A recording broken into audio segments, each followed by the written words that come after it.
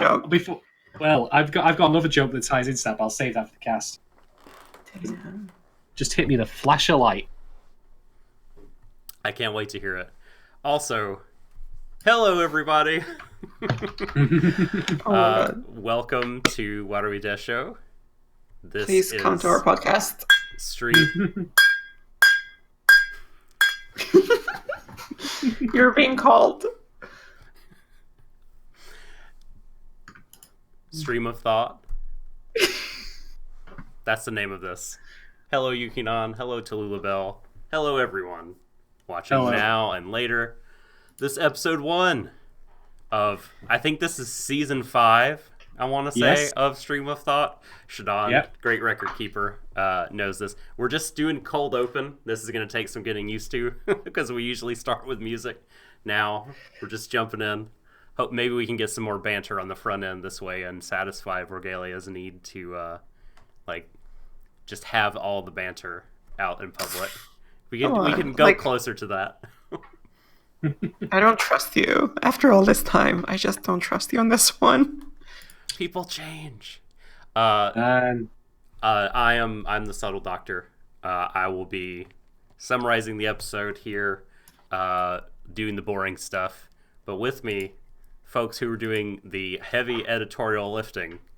I have a man known for his beard as well as his fighting game chops. Best. Neither of them particularly impressive, to be fair, but I appreciate the sentiment. Best headphones in the biz, IMO. It is Shadon, all the way from Manchester. Hi, Shadon.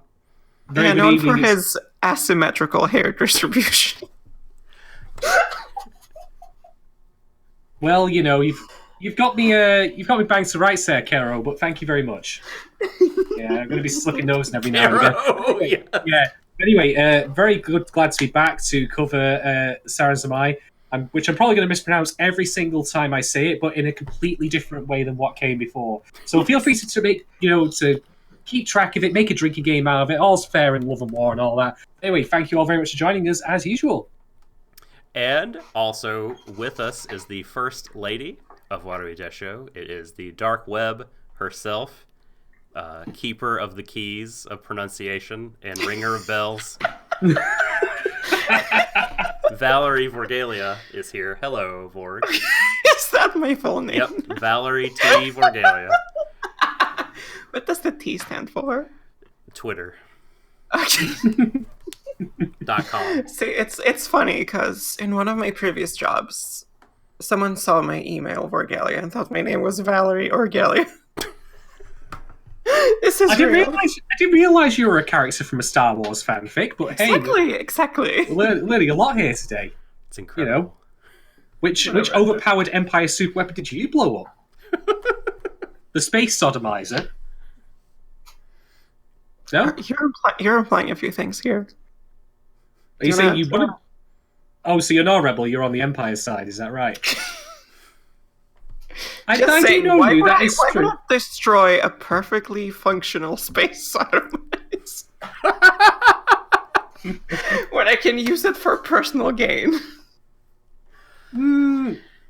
Well, it's got to be a rare item. Yeah, okay. How many space sodomizers exist in this galaxy? You want to keep it around. The drop rate is quite low. Yeah. Yeah. Gotta make bonus rolls each week on that together. Make sure to get Warforged as well, get the proper stats on it.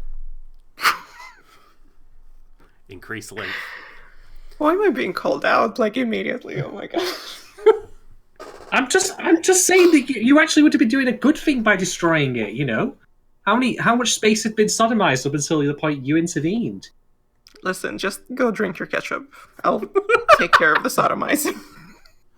Well, before the thing's getting weirder. Before you get too deep into the catch-up, Shadon, I'd like to bid our last fond farewell here to the Promised Neverland by revisiting the Twitter polls from last episode. Indeed. And seeing we'll see the kids again in 2020. We'll see him again.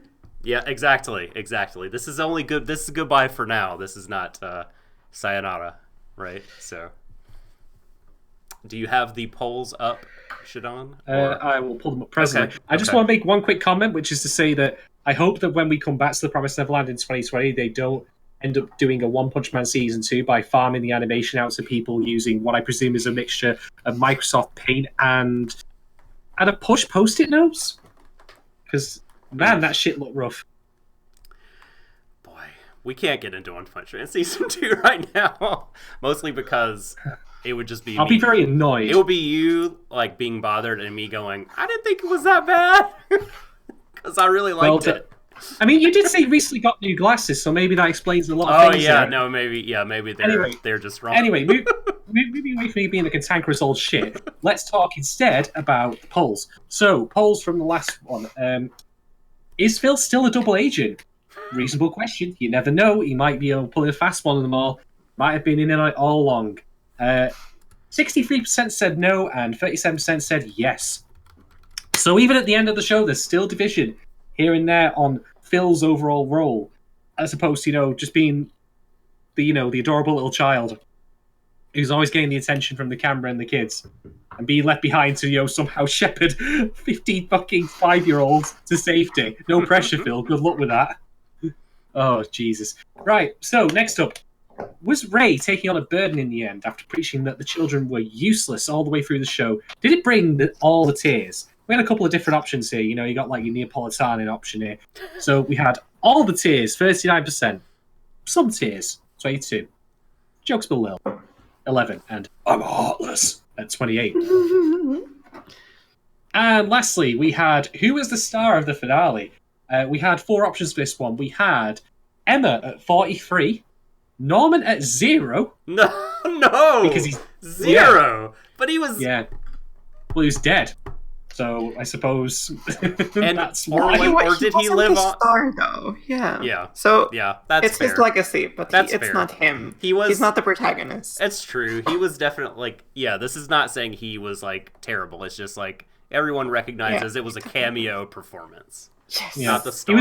He was a Force ghost. Let's just be honest. Yeah. 9% said Ray, and the winner at 48% was Isabella. Oh, she won. One extra. Yeah. Damn, nice. Wow. We have one extra vote from me.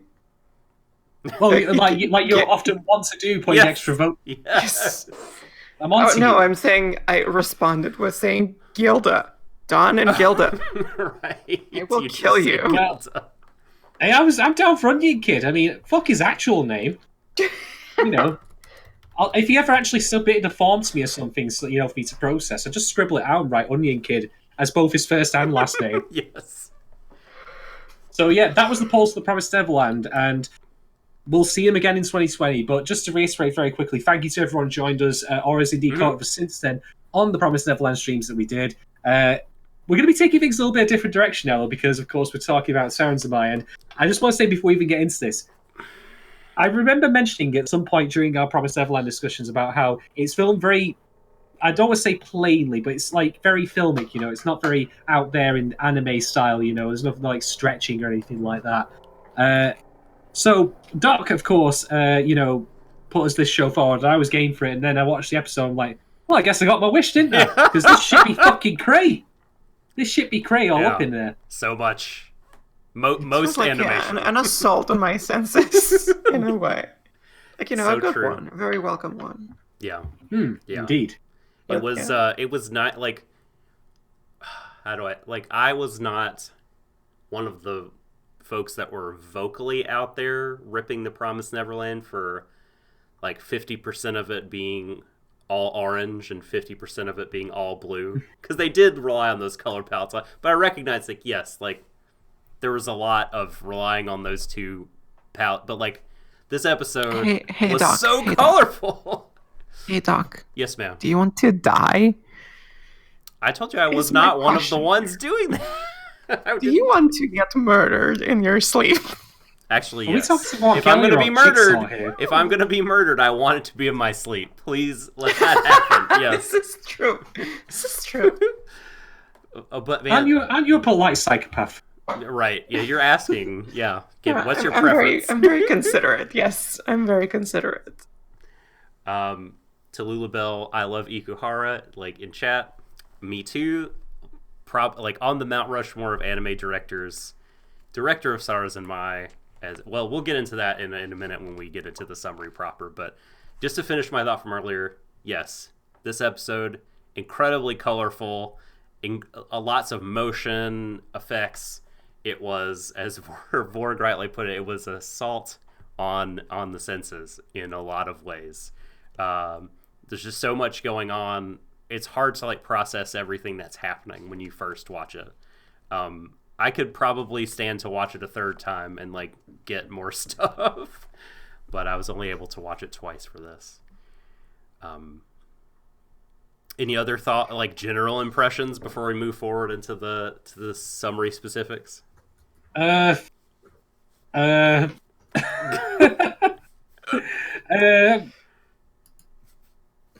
actually, yes, there is one thing I want to point out very quickly, which we were discussing off cast. There's obviously a lot, like a lot of people have been throwing a lot of material around discussing Sarazanmai ahead of its actual release, specifically relating to the mythological elements that have been translated into the show, such as the campus, of course, by which we don't mean the Twitch emotes, although there is a link here, as it turns out that, what was it again? Capazon Prime, Capazon.jp. Yes. So who owns Twitch, as it turns out? There's your link. There's it's a all nice connected. Circle. Yeah, it's all connected. Everything is connected. The villains of the people will be Amazon and Twitch. I'm just saying. But back to my point I was going to make, which is that I'm going into this mostly blind on the mythology and the various elements of it, that derive from that. And I didn't actually read much, if any, material ahead of time on that. Partly because I'm a lazy little shit, and partly because I wanted to see if I could go into this blind and still understand and comprehend it. And not to pick myself up too much, but I think I do. But I also am going to be curious to see how the show progresses as we go along. For people like me who barely even understand Christianity, and think that it's just free wine and bread on a Sunday. Never mind what's happening over there. So, just to put that out there. You got Christianity. I'm happy. That's it. Yeah. You nailed it. Yeah, we'll talk about that later. I think I share a very kind of similar experience with you. And yeah, this show is a bit difficult to get into. Like I said, I'm going to talk about this when you do, but I can't imagine having watched this on TV once, and then I have to process that stuff in my brain. Yeah. If I had to describe this as any combination of anything we've seen before, I'm going to say that the closest thing I can get to, just based on this episode alone, mind you, is that it's a hybrid of Yusugiga and Kuchu Baranko. Knew you were going to do, yeah. When you narrow it down to our watched shows, yes. Definitely those are the two. Yeah. Yeah, that's about the best thing I've got. But it is still very much its own products, of course, and there's a lot to talk about, even if you literally think that Kappa only exists in, fighting stream chats on Twitch. So buckle up, there'll be plenty to talk about soon. Yeah, there's a lot to say. I don't think we're going to be able to be, comprehensive for a lot of reasons. To keep the streams not overly long, and also because none of us is an expert on Japanese mythology, and despite me having seen all of Ikuhara's TV shows, I don't consider myself an expert Ikuhara person, nor am I a film critic of any repute. There's a lot of different angles, and there's a lot of depth you could go into it that will be out there, but we still hope to offer something really valuable on a couple different fronts. One, we are all going to bring our own unique perspective to this. Say things bad our jokes. Way. That's right? Yeah. That's our own brand of Warui Deshou, the stupidity and badness that is also goodness, as we are wont to do. But also we hope to get some participation from the chat on an even stronger level than last season. Because, and I put this out on Twitter via the Warui Deshou account, this is just this sort of show that, it's so interpretable and so dense, and there's so much going on that, I want this to be less of us sitting there and talking at people and going, here is how it is, even though like I am the most guilty of like falling into that kind of mode of doing these. I want it to be like us kind of learning together and learning from each other, and we're gonna have opportunity at the end after we've done our spiel and our discussion to take direct questions from you guys. So if y'all have any questions for us, or they kind of come up during the course of our talk, like write them down, hold them off, and then we will get to those at the proper time, at the appointed time. We've set aside some time at the end to do that. So just wanted you all to let's approach this like together and try to learn as much as we can, because there's a lot to learn. There's like so much going on. And before we begin the summary, though, on a lighter note, it's Friday. It is the 12th of April. Yes. I want to wish a happy birthday to my second child, to my middle son out there. Hey! Nice. Birthday. He's turning 7, which is like... the birthday. Are you trying to turn Doc's son into a Kappa? That's a fucking terrible birthday present. No one else can hear it. Yeah, your son is being called somewhere. He's going to the statue. He's going to fucking problems to deal with at his age, apart from having to fight zombie demons in an alternative cardboard box hellscape. God damn it, Vorg. Why don't you just get him some fucking Pokemon cards? Was that too much to ask? Not interesting without that shit. Oh, fuck. Your son will thank me when he's 70 years old. He will. And we're dead and long gone. And he will thank you, because this video will live on in perpetuity. Yes. On a server. Fuck my life, Caro. Yeah. That's it. Please, someone clip that out. That needs to be our new sign off. Fuck my life, Kero. Kero. Listen, yeah, we get nuclear war in like 2025, and this video is the only thing that survives. So, I'm gonna have to have my messaging tone, actually. You should do that. Oh, I'm gonna be more self-indulgent here. So once again, happy birthday to my kid, to my son, who is not a baby anymore, which is like just absurd. But like, so a while back, I want to say it was during Banana Fish. Shadon, you will probably remember. There was a stream in which I got some news from my wife. She was disappointed at the time. She was rejected for, like, she submitted some paintings to an art show. And that was a real bummer. That was a real downer for her at the time. That was her first time submitting. Well, she is this weekend driving to deliver her 4 paintings to an art show that'll happen Nice. outside of Atlanta. So yeah, I'm so proud for her. Like, hey, good shit, man. Good So shit. cool, yeah. Annie That's awesome. Annie Brito Hodgen art. That's her Instagram. Like, so she has a website, but like most people who have a website, she hasn't updated it in forever. So like, it's all her kind of old stuff. Oh man, when you say that, I've got to get back to doing my fucking MySpace. Damn it! Yeah, okay. Friendster? Something. I need to check my friend requests on Friendster. Is Friendster Am I still real? friends with Tom? That's the question. Is that a made-up anime social app, or is Friendster a real app? I don't even know. Because I'm very old. I'm It pretty is sure as of tomorrow when it's Vorgelia gets real. her startup going. Oh, it's totally real, yeah.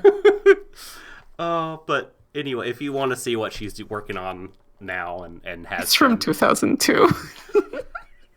you can go to Annie Brito Hodgen Art on Instagram. Oh God. Anyway, so there's my very self-indulgent, and if, you know what, if Ikuhara is a particularly indulgent director, so I feel of a kindred spirit. We're on with him brand. We're on brand. Being indulgent here. All right. So, as Mira said in chat, We don't have to worry about spoilers because there's no, like, this is not an adaptation. We can all just be confused together. So here we go. Here's the confusion. I'm going to try to keep this summary as brief as possible. I'm not going to be drinking for this one. I'm going to skim over a lot of details. But we will, if they're relevant to our discussion, we'll talk about them. We'll bring them up. So, episode 1, I want to be connected, but I want to lie. Oh, creative stuff. Let me pull up the window I had open. So, as we all know, Sarazanmai is this Mappa show directed by Kunihiko Ikuhara, again, one of my favorite directors. Came out of Sailor Moon to work on and produce, direct, like, some of my favorite shows ever. Revolutionary Girl Utena. Just, I think, one of the best things I've ever seen. One of my favorite anime of all time.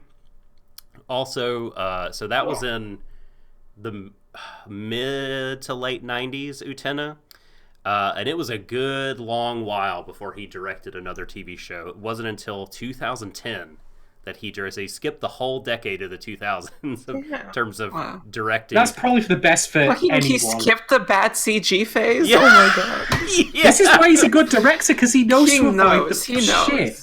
He's a professional. I wish I could have hibernated throughout the fucking 2000s, but clearly he had the bright idea. Oh, God. And so then he did Moaru Penguin Drum, often just titled as Penguin Drum, which is this really different thing from Utena, and it's actually the thing that this show, Sarazanmai, reminds me of most is Penguin Drum, because the setting is very urban, as well as this urban fantasy deal, and also the signage and connections. And in Penguin Drum, the connections are train connections. It's a lot about trains and the paths trains take, but the signage is important and everything there too. And then this 5 years later, I want to say 2015, he directed Yorikuma Arashi, which felt way more like theatrical to me than Penguin Drum. All his stories kind of feel like fairy tales in a way. But so then after that, here we are 4 years later. The gaps grow shorter and shorter, and he's directing Sarazanmai. And he doesn't, I don't think, have like a home studio. I believe each one of his shows. So I feel like, I'm not looking it up at the moment, but please correct me in chat if I'm wrong. But I feel like Yorikuma was Silverlink, and Utena was Madhouse. I can't remember who Penguin Drum was. Maybe, I don't think it was Bones, but this one is Mappa. So he kind of goes around to different studios doing his thing. Weren't Mappa responsible for Banana Fish, or am I misremembering? Yes, Banana Fish, Yuri on Ice. Probably one of the better anime based on a card game. And I can't remember the name of it. Shit. Oh, I can't remember. Kaiji? It's got the guy with like the big red afro. Oh, Bahamut. Bahamut. The Bahamut stuff. Yeah, they did the first season of that. That was really good. And the guy with the pompadour is in that too. Sorry, this sounds amazing. What's this called again? I think it's Legend of Bahamut Genesis, I think. It's a name. Yeah. That's definitely a name. That is a name. That's just smushing together words. It's like a name that makes your pants drop like immediately. Pants up or pants down for Legend of Bahamut Genesis. Oh my god, he has a red afro. Oh my god, you were not Yes, yes, and the man with the pompadour. Yes, they're there. Who's halfway to be a clown then? So we have some credits to talk about briefly here. Ikuhara on ANN is credited as being director, but there's a chief director to this. Ooh. Yeah, called Nobuyuki Takeuchi. And it looks like Takeuchi worked with Ikuhara on both Penguin Drum and Utena. Was the animation director and a key animator on the Utena movie. which let me just tell you, some fucking great animation in the 10 of the movie. And was animation director, an episode director on episode 9 and storyboarder. Episode 9 of Penguin Drum. So they have that prior relationship. It looks like the series composition is credited to Ikuhara himself and Terako Utsumi.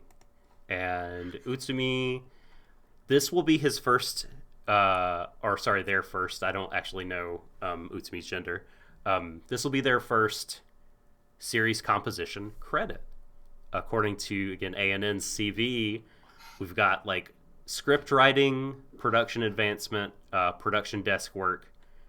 The most I'm seeing here is the script of 5 episodes of End Ride, the script of a couple of episodes of Cheer Boys, and the script, 2 scripts to...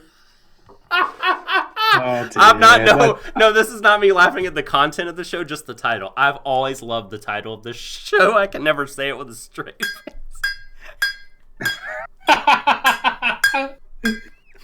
The title is A Good Librarian Like a Good Shepherd.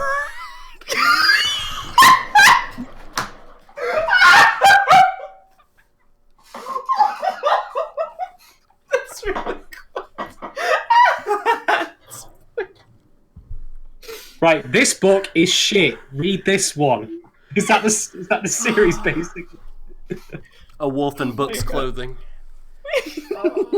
Wearing book jackets, sneaking around the... God. I want to... Can we watch that show for Streamathon? Sweet goodness. So... you'll have to let us know how Cheer Boys was, Trickster. Sorry you'll have to miss Felix. I'm sorry. Okay. Creative stuff is now out of the way. I'm sure we'll revisit those because we didn't talk about anything to do with animation, OP, ED, music, but we'll talk about those in future. So, to summarize, I Want to Be Connected, but I Want to Lie, Episode 1.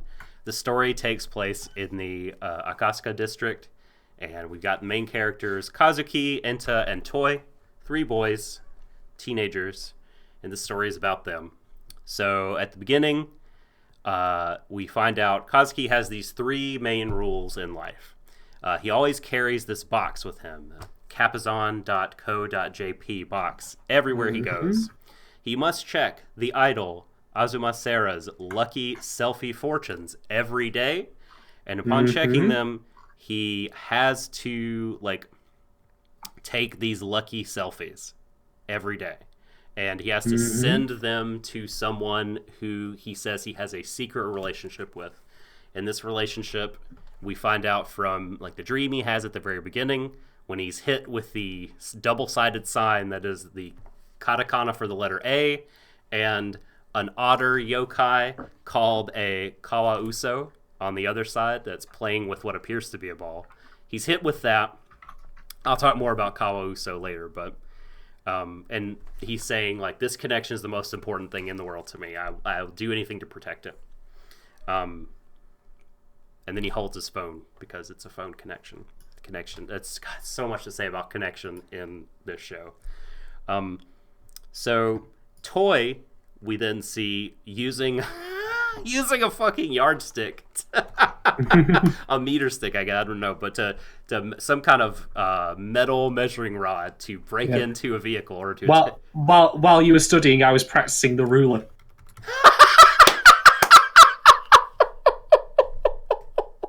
Oh my god! Been holding on to that one since I first watched it yesterday. Fucking, it reminds me of Hibiki from Blaze Blue also. No, he also fights using colors. Yes, but I'm going to go one better than that and say that he is the Persona 3 protagonist. Oh. I mean, it's not like they end up in the Dark Hour later. Yeah. Oh shit, they do. He's just a super grumpy version of that. Yes. Yeah, and then there's the Dark Hour later, so right. It all fits. It all fucking fits. Just a retelling of Persona 3. Yeah, so he's trying to break into this vehicle, but is seen by Kazuki. We find out, actually, it's Kazuki, but in the beginning, it looks like Sarah, and she's taking a selfie, and she's saying, like, no, like, I didn't see you. I'm just here to complete my mission with him. Deshou. And then, and I'll talk about Deshou later, too. I think that's interesting. So she runs away, and Toy follows him, follows Kazuki. And we cut to Kazuki hanging out at this Kappa statue. Having reversed Clark Kented. Yeah, exactly. So he's thrown all of his clothing, his stuff in a box, and in his Kapazon box, and he's hanging out looking at his phone, pretending to not be the person who was taking that selfie. But Toy sees the cell phone, the trademark pink cell phone with that charm, and says, look, I know this is you. You've discovered me. Like, you have to pay, and takes a swing at him with the blade he was studying. They knock over this Kappa statue, and then once it has broken, they're enveloped by this black cloud of gas that turns them into Kappa, or like a human Kappa hybrid. And they're able to, like, so you know that they're Kappa. By the way, there's a really good article on ANN called "Here's What We Know About Sarazanmai So Far," where Lindsay Loveridge takes a look at, like, the preview of Sarazanmai and kind of picks it apart, but then talks a fair bit about Kappa and kind of what they are and history there. And Kappa have this thing on their head called a Sara. That's right. It's sort of like a indention or a plate. And as long as it is full of water or wet, they can walk around outside their aquatic home just fine. But if it ever dries up, they could shrivel up and die if they're not in their watery casa. So this is why you have them the boys sitting on the stairs pouring water on their head via the bottle. And also why you have them eating cucumbers, because Kappa love cucumbers. And, man, well, yes, Sara does just mean dish, but also there's another, it's also a play on words in this case, too, to Lulubelle. Sara also, and this is something Lindsay pointed out, is like it's like the borrowed English salary. So Sara can refer to that, which is, I think, a way that you can connect it to things like money and desire. But Zanmai, Lindsay says, is particularly significant when it comes to Sara, because Zanmai is sort of like a indulgence, or kind of like a going crazy. So, like, you can think of just blowing all your paycheck, right? You Zanmai your Sara, you bet it all on a football game, right, and lose.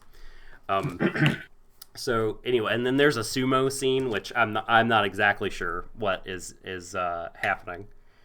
It was in the calendar that was there, because the calendar had the Kappa pouring the water on themselves. Yeah, well, I saw. Was it a calendar? I didn't know what the pictures were.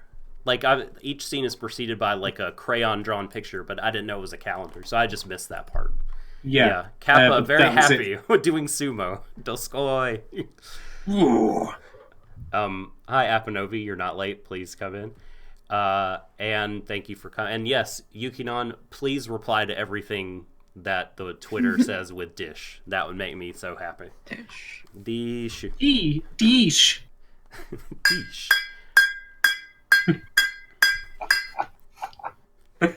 So then we need to talk about Enta and what Enta's going on. So Enta has this box at his house that has a little soccer ball keychain. I'm not sure, but he says it's something he wants to give to Kazuki when his sister bothers him about it. But it starts to float away, right? And it flies away from him. And his sister, who I think is the teacher in the school, right? Oh, really? Yes. Oh, okay. Yeah. Or is it his mom? I'm not sure. Maybe something. Yeah, it might be. I thought it was his mom. Yeah. Okay. Like, wow. So, yes, she is the teacher. See, these are things that I'm not Like I'm concentrating on like these small elements, and then the big, like I just missed that stuff. Yeah, yes, Ravenscale. This is the Kappa anime, and we're trying to walk through and figure out what happened. Oh, he called her Onechan. That's right. That's why I thought sister. It feels very appropriate that we are trying to recreate what happened when part of the episode features around a crime scene of the destroyed Kappa statue, like it's been murdered, which I thought was quite funny. Yes, like that was good. Exhibit 1. Like, police line, do not cross. Okay, yes, it appears that the Kappa was fatally struck round the head with a ruler, I believe, some sort of bladed measuring instruments. No, it didn't actually. He grabbed onto it, and then it fell under his weight, actually. Yeah, that's right. I guess it didn't get cut originally, but he just kind of body slammed it to the ground. He speared it in the gut. Pretty much. Yes. So Enta, right? His box flies away. And Kazuki and Toy meet. At this point in the episode, they meet Kepi. Kero. Kepi is not a goddamn frog, as he says in the episode, despite his saying Kero, which is what frogs say. Yeah, they don't say. I do like how, again, like speaking to someone here who knows shit all about the mythology this originates from.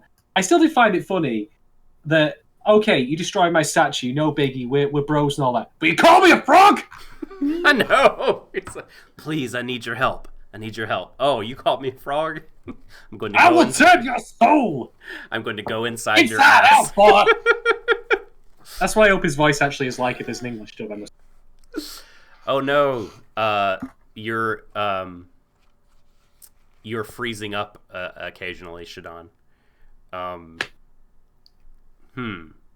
Same to you, my friend. Oh, am I? Okay. Okay. Well, I can try to reestablish the call. Yeah. BRB, everybody. We'll figure this out in just a sec. I'm not seeing any of this. For me. Are we both good? Okay. Yes, hang on. for me. But let me try to reestablish the call really quick.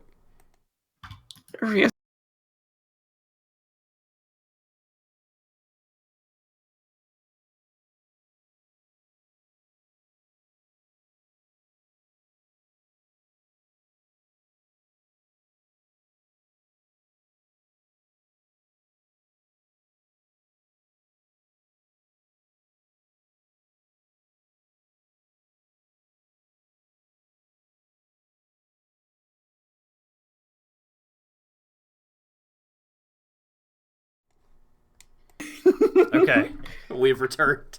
We're gonna hopefully this resolved the issue. So. Yeah, it was my I was doing my dance of stream stability there. It's like what people do for rain sometimes, but I just felt like I'd pray to the ISP gods to not have a shitty connection for once. Let's hope they heard. So, where was? Oh yeah, so Kepi is this Kappa prince, and he asks the boys for help, and they, call him a frog. They don't really respect him at the moment. So he, like Enta's grandmother suggested, takes out their shirikodama, which is this mythic, fake organ that human beings have inside their anuses. That is, it's the storage. What? In the what? Inside the I knew it. I knew it. I fucking knew that you would say that. I knew it. It's in their ass. I knew it. The ass is the seat of desire. I have to say, it's amazing that an anime has made the idea of you are literally full of shit literal. That's great. I'm totally down for that. I can imagine this is like...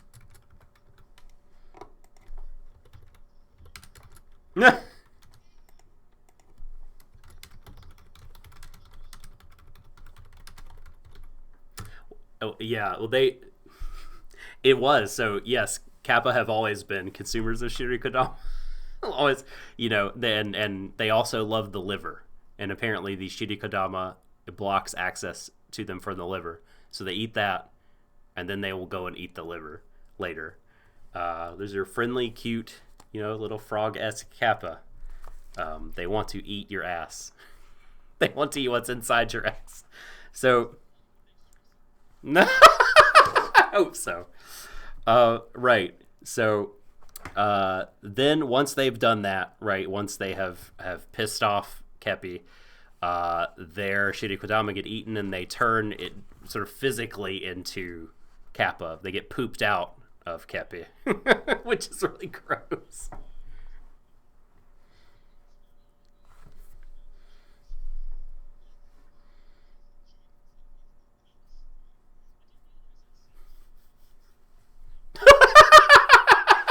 Good one.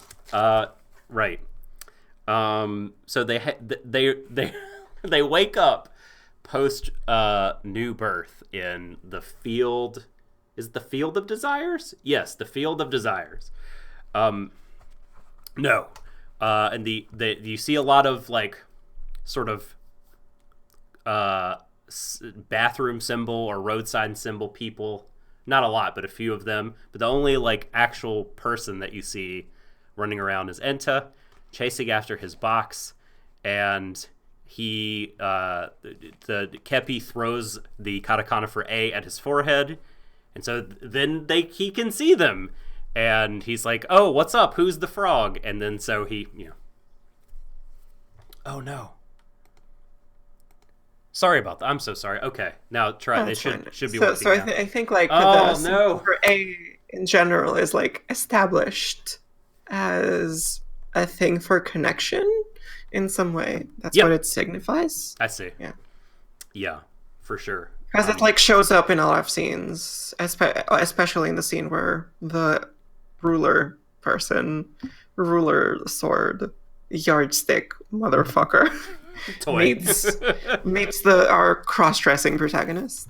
The 1 foot cut. Like it's all over there. Yeah. Oh yeah. This just the only thing on these signs. It's like everywhere, basically. Mm-hmm. Yeah. Even like, I think connection. I wasn't sure connection, desire, but I think connection's a good. I think connection's a good thing because he can see them with the sign. Yes. And also it shows up a lot when characters meet.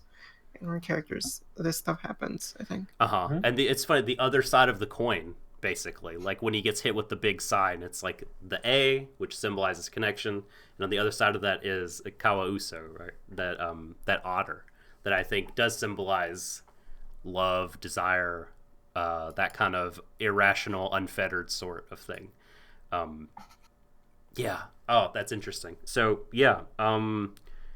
Then he gets pooped out of Kepi, and he's now one of them.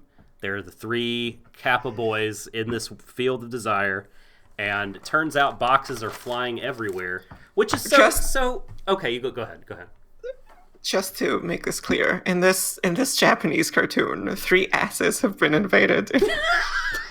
Yeah. In the first episode. Yeah, and there's more invasion to come. There's more invasion to come. But how the fuck did his box just fly up? His fucking sister This saw is an episode in which people are reborn for being shot out from a Kappa prince. Yes. Anything is possible. Yes. There are no rules. Okay. I didn't get the idea that this was kind of a magical world where all of this stuff just kind of happened every now and then. Yeah, no, I don't know. I don't know at this point. Yeah. And especially when his sister was fucking like, what the fuck? Yeah, and so that news report, or sort of a news adjacent, when Sarah the idol is doing her thing, and she's saying boxes are flying everywhere. Boxes are flying everywhere. It's like what the is fuck? This really happening, or is this in the Field of Desire? Yeah. Like where? Yeah. So, but I think it's probably it's really happening because I think it was just the Field of Desire because the world was colored in the color of the Field of Desire. So maybe she's a spirit medium. Maybe she's just it's just there. So whatever. So Enta's is the only one that did this in the real world. I think that maybe the anime is just really telling us what Amazon's trend game is. I mean, they recently had that video of the blimp that was sending drones out like it was fucking Star Destroyer. Maybe this is the logical end progression of that. Just saying. Mm-hmm. More Star Wars references. Good. Still on brand. It's still not exactly a normal world. Yeah, I mean there are yokai running around. So yeah, I mean we'll see kind of what becomes normalized going forward and what is strange. Because people carry their fucking boxes around like it's not. He had a box under his desk. Well, like, just, so we'll get to that later. Yeah. So it turns out that Kappa zombies are stealing the desires of the living. They want to satisfy like the desires they had when they were still alive. So they're just taking them from people who are alive. These desires reduced to Amazon boxes, which is important. We'll talk about that some more. So, so if they want to get their desires back, right? If they want to get Enta's box back, they have to remove the zombie Shirikodama, which they can do now that they're Kappa. Then the musical number happens, which is like incredible. Yeah, incredible. I love this so much. Talk about theatrical. This was like it was just the best. They just. I mean, how did I describe it to you before? It was a musical number mixed with a JRPG boss battle mixed with a colonoscopy. It's all those things together at once because this show is just the most. It's everything. Anyway, Les Miserables 2 coming to you live on theaters. So what is in the very small font that I missed in chat? Yeah, so in the subtitles at the bottom. This program can't be seen by people. Okay. Yes. Yep, that's right. Yuki's correct. Yeah. Those, they were so tiny. Yeah. And I missed the subtitles. Yeah, just was looking like there was so much text in that screen. I'm like, oh, this is Romaji. I'm just going to ignore this. I'm just going to ignore this. I'm like, that's what I was doing. This is like, I'm like, this is written in like English characters. This is Romaji. What the hell is up with that? And was trying to understand. So I was like, what the hell?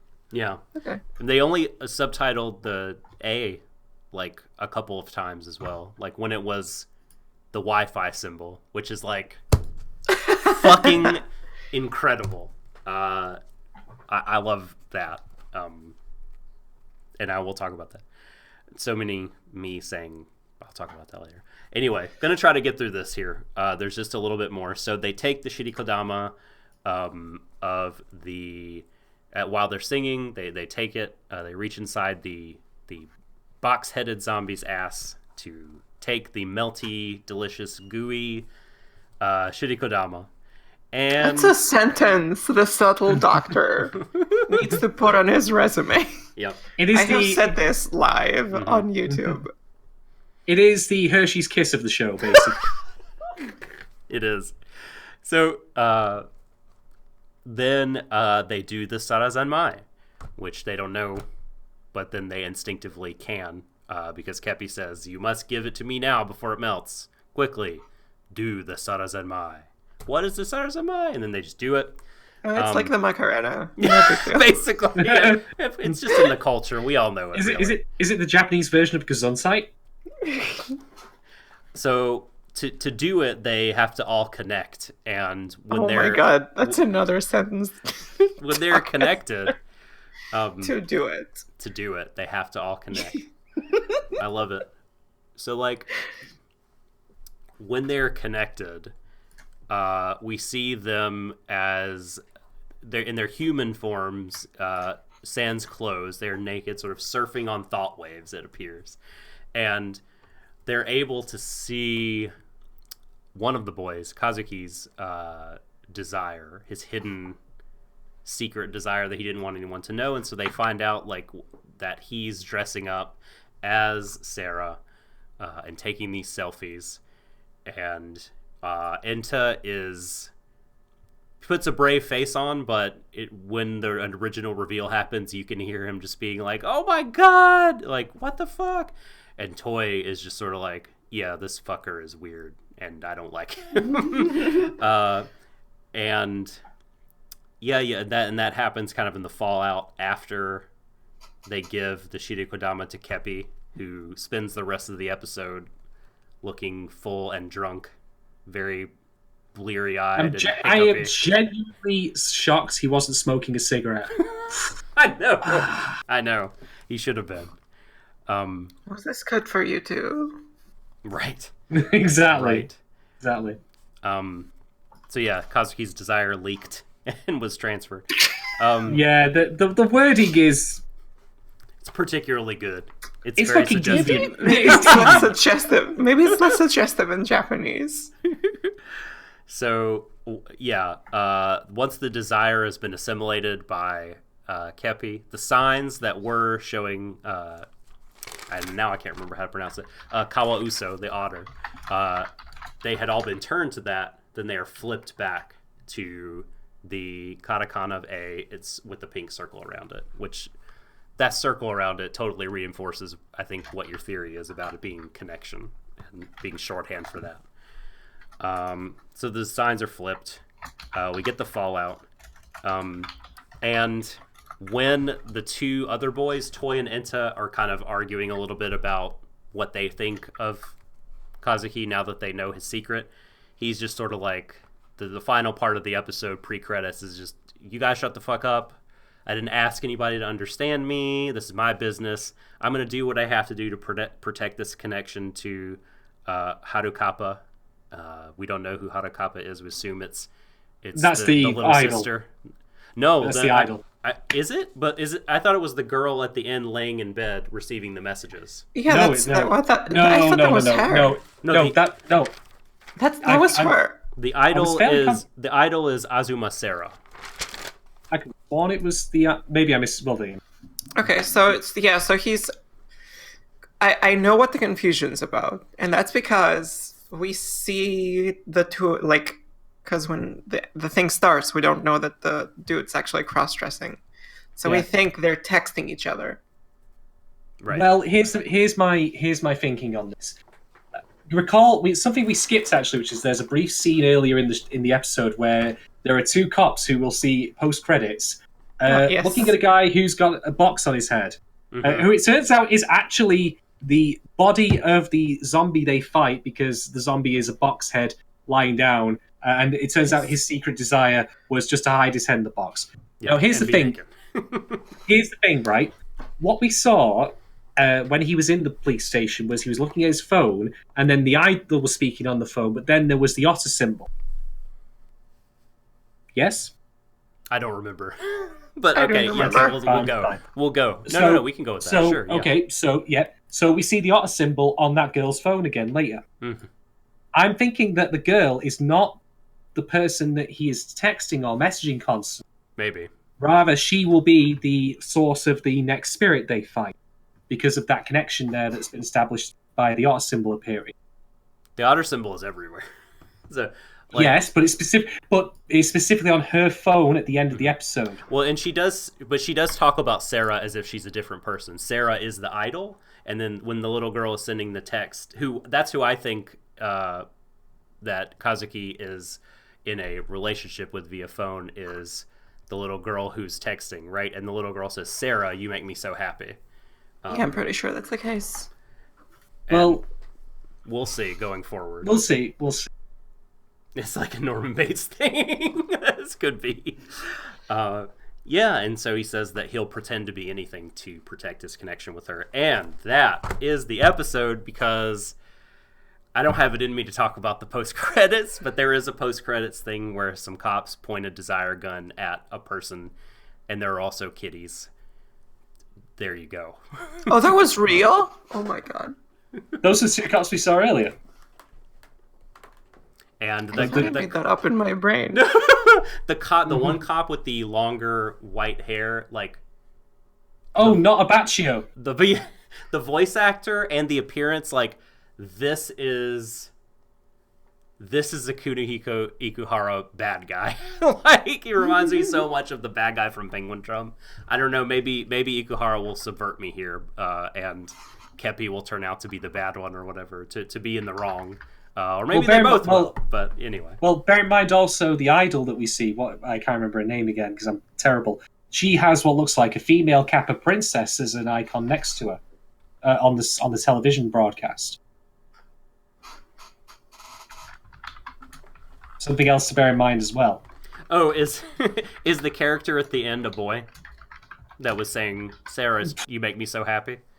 We'll figure it. I don't think it was. I don't think it was. I don't know. I thought it was a girl. Panino said it. I thought it was a girl. I thought it was a girl. Fucking hell, man. I don't know. We'll see. This show is confusing. It's very confusing. I'm doing all right. My brain hurts. Blow for blow, we're doing all right so far. Yeah. We're coping. We're coping. Okay, someone. We'll figure this shit out later. The one thing we know. Take the okay, let's go back to what we know. Let's just go back to what we know. There is a lot of ass to be had. Let's go from there. Like, from the early shots of, like, Kazuki walking and his phone charm is dangling, and it's just like, camera on the butt, camera on the butt, camera on the butt, butt. Does have a camera on his butt. Which is a plot point later. Yes. Yeah. Okay. The butt shot is a plot point. Someone so basically, take this mic from me and discuss. I will. Okay. All right. So let's get this started then. I'm going to start off by talking about the connection idea that you had there, because there's a prominent stylistic detail in this show, which is the regular people of the city walking around, basically they look like the symbols that you find on a restroom door, basically. They're that plain, they're that ordinary. And my initial thought was, okay, is this just a stylistic kooky choice? Works? Or is there something else a bit more to it? And having thought about this, I actually do have a theory on this. You'll have to indulge me a little bit.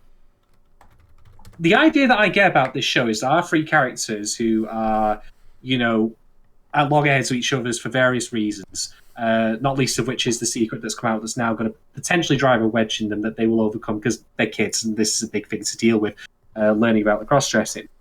But it's about them forging connections with each other, as it is with everyone else.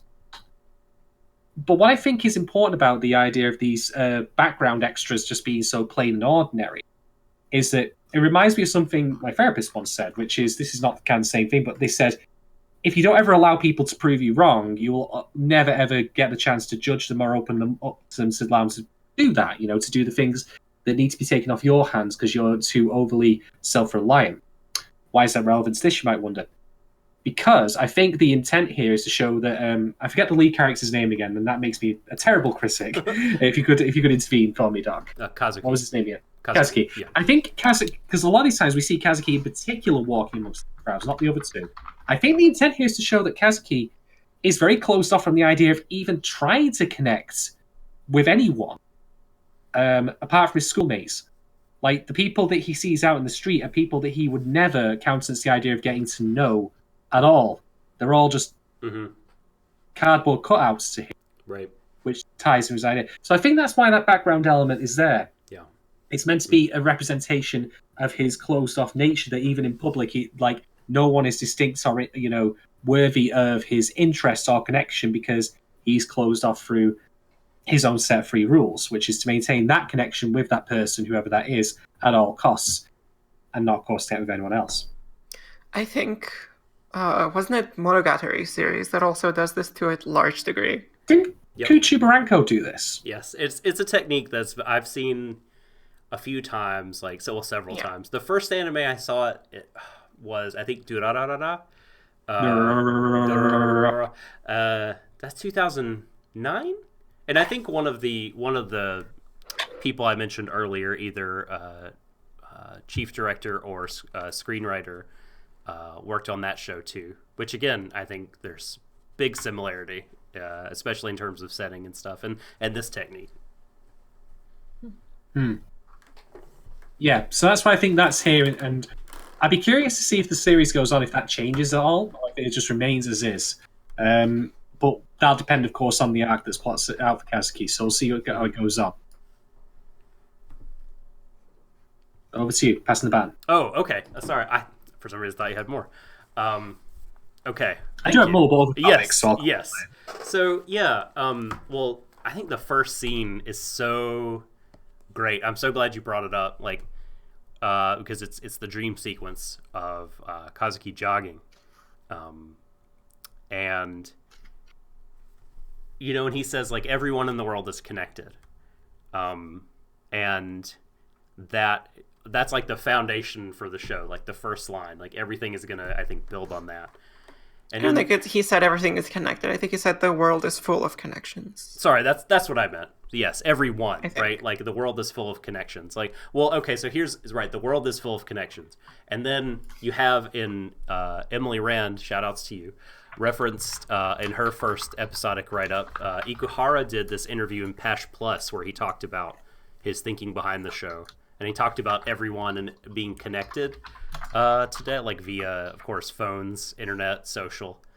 And I think the show is gonna like interrogate this reality. Like, okay, everyone is connected. We can interact with each other all the time. But what does this mean? Does this mean we're really connected? Like, what does this mean about us? What does this mean about connection and how we understand connection? Like the nature of it. When connection, also the sacred thing, connection becomes commodified, becomes what is sold to you by capizon.co.jp. What is like these platforms are built on this idea of connection, the platforms to sell ads, right, to sell you more stuff. So like connection being commodified, I think, is super duper important for this show. Yeah. Yes, indeed. Well, let's just put it this way, right? You can't see it out of shot at the moment, and probably because I'm still, in full-on PowerPoint mode.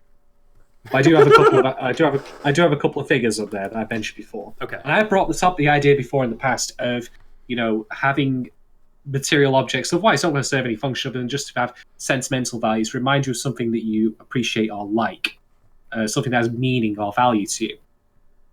So why the Capizon JP boxes, you might think to yourself? I think this show's going to start leading into quite a strong critique of consumerism and materialism, would you believe? Because here's the thing, right? What was the other kid's name? The nerdy one who was also the soccer partner with Kazuki? Enter. Mm-hmm. Enter buys that soccer thing, or what to me look like a set of headphones. It doesn't really matter what it is, though, because here's the point. He's buying it for Kazuki. Mm-hmm. But that's how they're forging this connection between each other that's been kind of lapsed. Oh, you were talking about this the other day in reference to another anime that I won't talk about. Oh, God. You were talking about the same thing. Yeah. Continue. Yeah. Except in that other show, that's meant to be earnest and genuine as opposed to completely materialistic. But right. I'll talk about that in the future. For now, here, that's the framework that he's trying to approach this with. I'm going to give him this present. How about just fucking talking to him? I mean, you could do both even, I don't know, but like, that's the material nature of how their relationship is, strained as and, lapsed as it is otherwise. I'll give you something. I'll give you a physical thing. How about talking to them? I mean, they did. It's basically like, Kazuki Mishima. He skipped, basically left the football club thing, right? So he... Right. They talk about this, and he just kind of wanted to give him something to help. But when I say talk, I don't mean just simply hey, you because that's just there for exposition, so we know that they. Oh no! I don't think that was talking. I think they'll definitely talk, but he definitely kind of cares about his friend. He wants him to get him. Yes, but only giving them the material thing, I think, is what the show is trying to say is not sufficient or inadequate. I would argue. Bear in mind why he freaks out so much. This box floats away. Everyone else's boxes. I just assumed basically. Oh, well, you can continue, but it's just basically material things, all this shit that people are buying and carrying around with them. That's their desire, and it's their desire specifically. That's what they're called, desire for material things. But what about just connecting people otherwise? Yeah, hey, my counterpoint to that is that the outfit that Kazuki Mishima has is not just a material thing. He doesn't want it because it's a cute outfit. He wants it because it enables his connection with other people. I think the boxes aren't quite yet kind of criticism of kind of materialism. Quite yet. I think they'll definitely get there, but I think they're just a vehicle for connections, for desires. In that kind of scene, the nerdy kid wants to be, wants to hang out with Kazuki Mishima again. He wants him to be in his football club and everything. And especially like the boxes at the police station, I think. Like it was the police station. The dude with the box had a box over his head. It's the same box. It's like his desire. But like there's tons of boxes also in the background at the police station, because that's kind of where they're also in the car. They're also in the car lot as well. Yeah, because probably that's where like a lot of people's desires are kind of exposed, in the police station when they get arrested for stuff. But on top of that, the other kid, Persona 3 protagonist, whose name I also forget because I'm bad. Toy. Sorry. Not Makoto. He's stealing cars. That's the first thing we see him doing. So again, obsession over material things. That's not what's in his box, though. That's not what his box symbolizes. We haven't seen his box. We don't have to yet, though. I heard it was a gun in this box. I think in the pre-release material, it's a gun. Yeah. Oh, I'm just saying, I don't like nothing that is actually in the boxes has been material in any way. And none of it was about kind of like, hey, this is an object that I want. All of it enabled connections with other people or symbolized connections with other people. I'm not talking about I'm just strictly talking about nicking the car. That's still stealing stuff that, Mm-hmm. Sure. I'm just kind of still addressing kind of the point from before. But sure, yeah, he was fucking nicking the car. He's a fucking asshole. Whatever. That's a fucking ruler. Think about, I think it's interesting, like, to combine kind of both of your thoughts. Like, it is all material in the boxes, but it also doesn't have to be. And also, like, I don't know, maybe it's like these material objects that you can buy, like that's what people are forced to kind of box their desires into.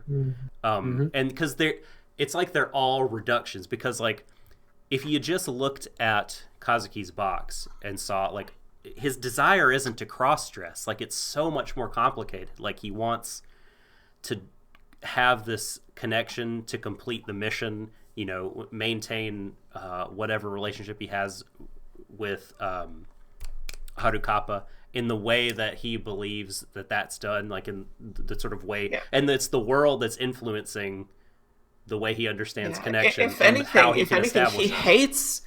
he hates himself for cross-dressing. That's made pretty obvious when he's like judging the box dude for having a secret and shit. So he hates himself. Gosh, that was such a part, man. Oh, that part. Yeah. Damn. I mean, this is why I also think it's too just obvious, I think. Well, this is why I actually still think it's the idol that he's trying to connect with and not this girl at the end. Because in arguably point on the mannerisms and the clothing of the idol in question is a form of connection, you might argue. That's the way of connecting. It's like when people cosplay. That's them expressing a connection to a property that they're fond of. But the reason I was saying that it's materialistic is that that's different than simply just talking to that idol normally, or it's display, it's performance, it's theatre, even if you want to call it that.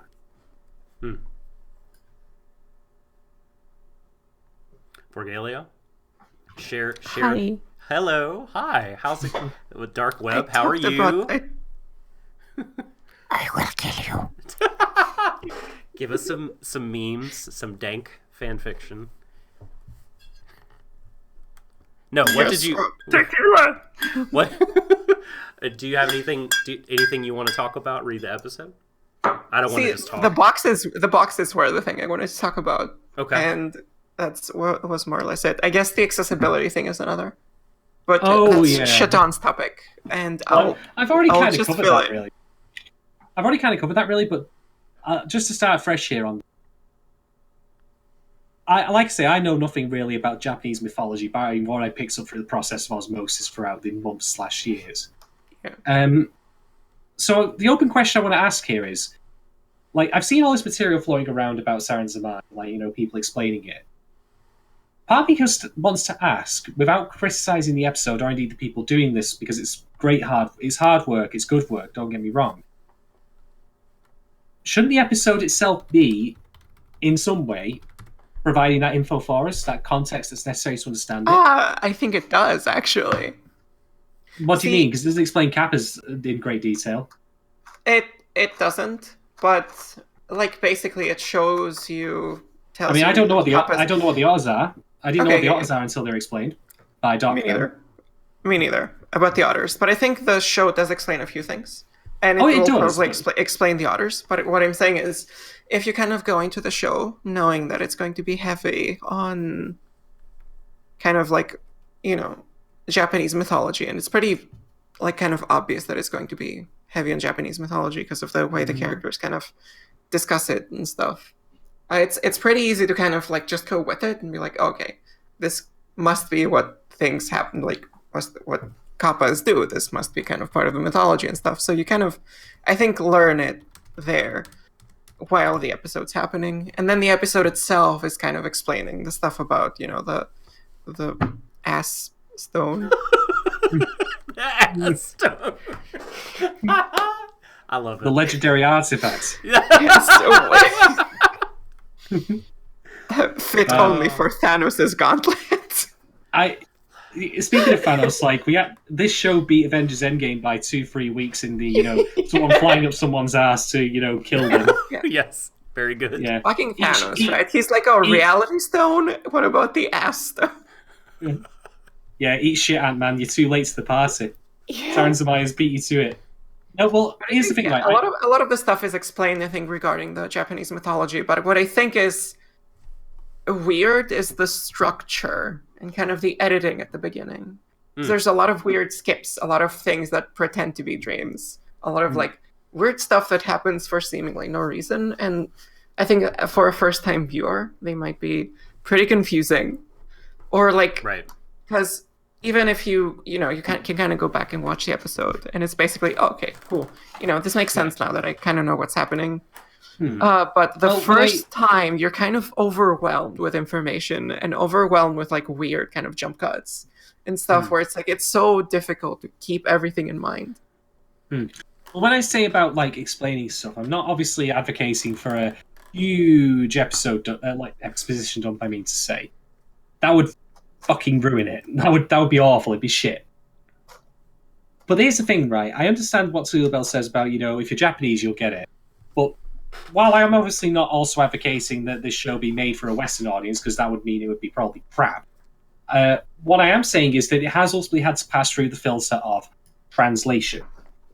And there are no translators noticed in this, although there was, funnily enough, in Fruits Basket, which I watched last week.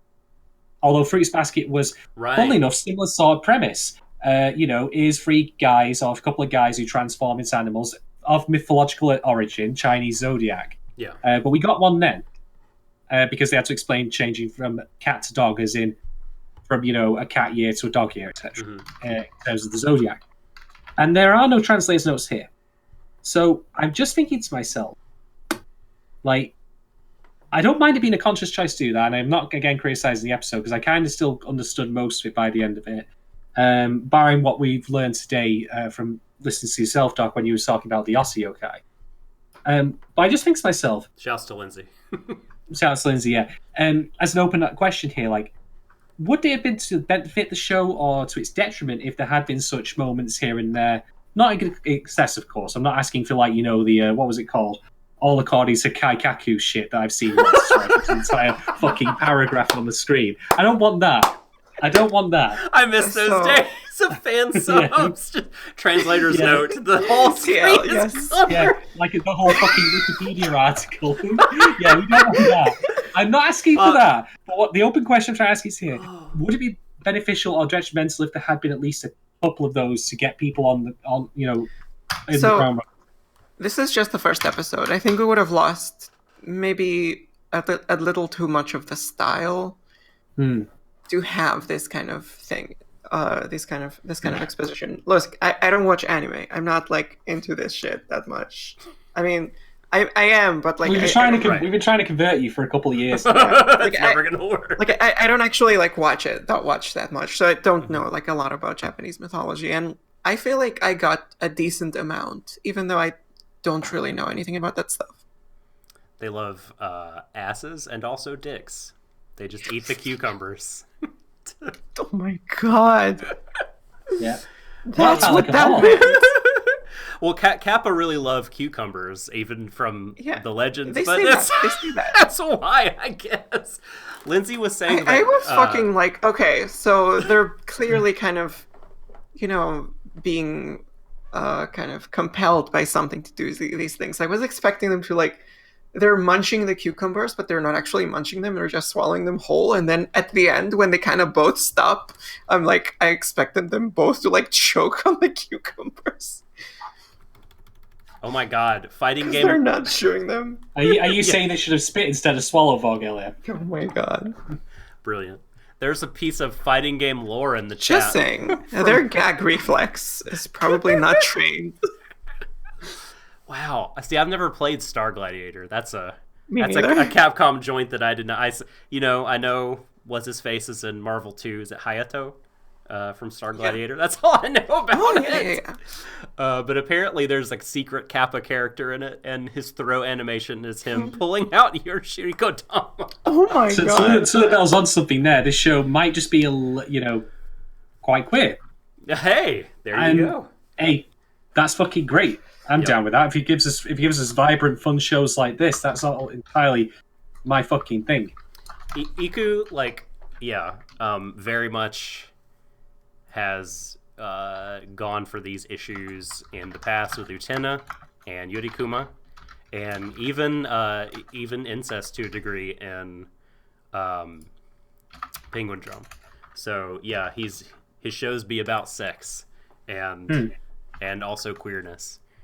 That is absolutely the case.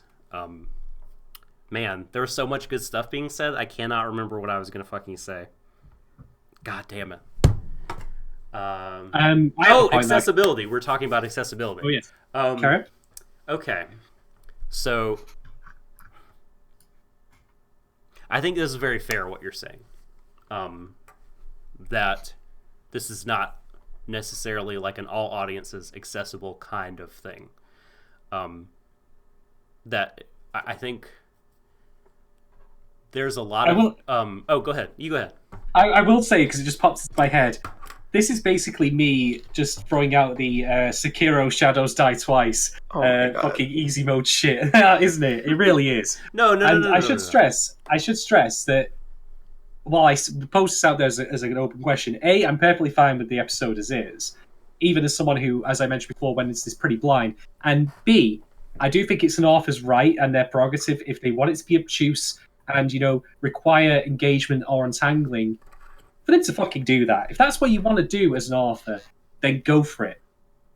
Just as long as it's not to the overly obtuse point. But much like anything else, what content you can put in your shows or your works, simply the act of doing it is never wrong. It's a question of how you execute it.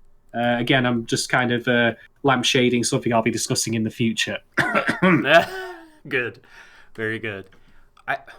There are different kinds of media, different kinds of art when it comes to this sort of thing and what they expect from the viewer.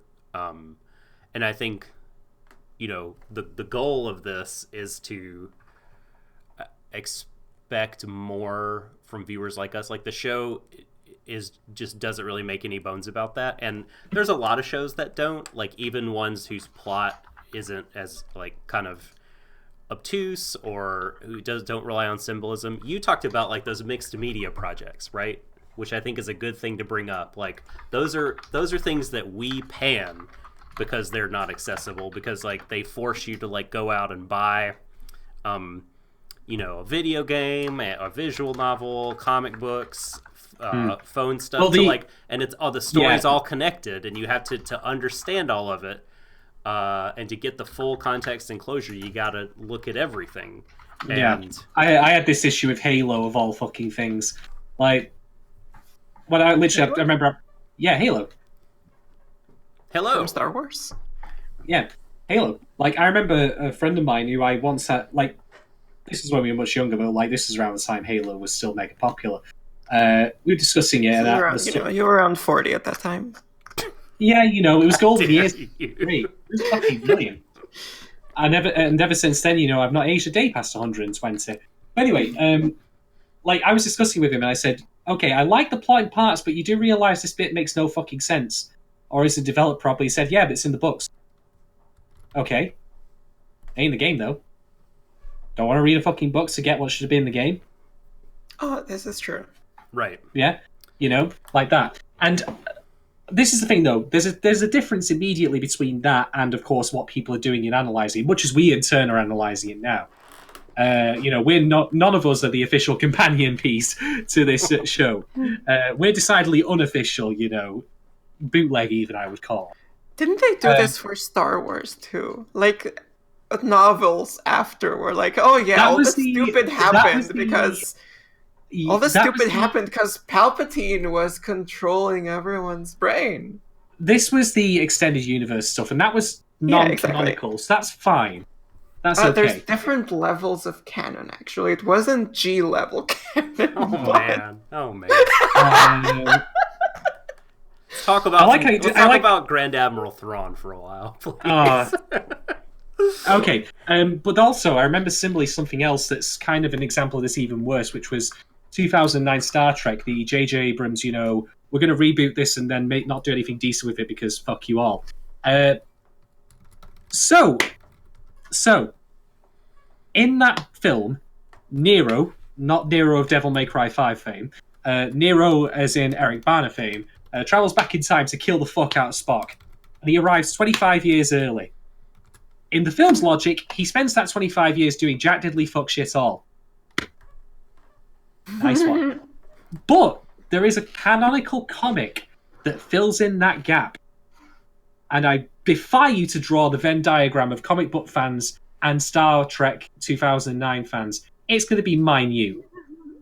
But that's my point, though. Like, listen, I think it's that should be the fucking film. Yeah, it definitely should be. But though the Star Trek 2009 fans, I think, are the people who are like, yeah, this is nerdy. Yeah, I'm a nerd. I'm gonna read some comics now because I'm a nerd. Right. That's a nerdy thing to do. So you pick up that one comic, and it's like, oh yeah, I love Spock. He's my favorite. Oh man, what a bummer. Trust me. So like that's my mean. So when I say about accessibility, like throws a little bit of a bone. Right.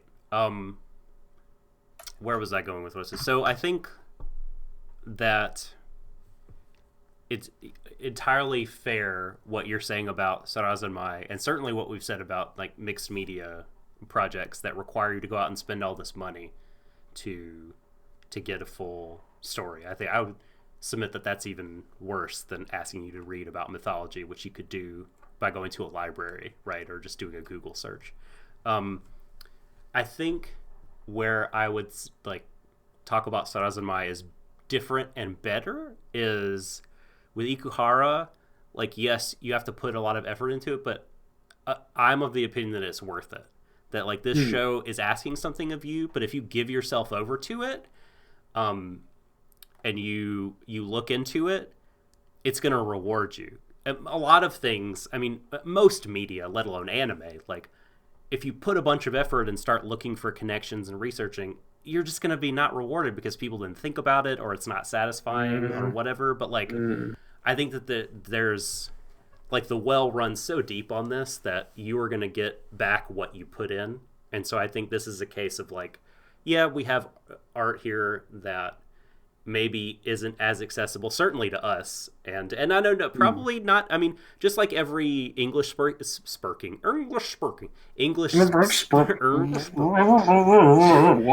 like every English speaking person is not gonna like know who Zeus is. Like, not every Japanese person is gonna know what Kawauso is. You know what I mean? So like, there are still accessibility problems to a degree there because they're not spoon-fed, but they could probably just go ask someone a little bit easier than we could. But anyway, but my larger point is like, I think like it's totally worth it to put the extra effort in for this show, as it requires you to get the full kind of picture, and maybe not the full picture. I mean, who can get the full picture of a piece of art? But I also think that if you don't really care about getting the full picture or themes, like there is still stuff for you here in terms of the animation, the color, the music, fucking great. Or if you just are like, show me some weird shit, Japan, then you'll get it, right? So, I want an acid trip, but without the illegality. Yes. All of this is fucking massively illegal. Yeah. In fact, these children are underage. Their butts should not be. I mean, I have to say, like, there's something very appropriate about, like trying to smuggle drugs up your ass, and those same drugs would be take to us to actually have this experience without watching the show. Oh, fuck. Right. All right. Hit me with another discussy. All right. So this is more of a forward-looking thing, because we have to remind ourselves here. Like, of course, the last thing we did was Promised Neverland episode 12, and that's when hindsight came in, and that got 2020 for. But now, of course, we're being more prospective here. But I want to quickly jump back all the way to Stream of Thought Season 1, where we talked about MMO Junkie.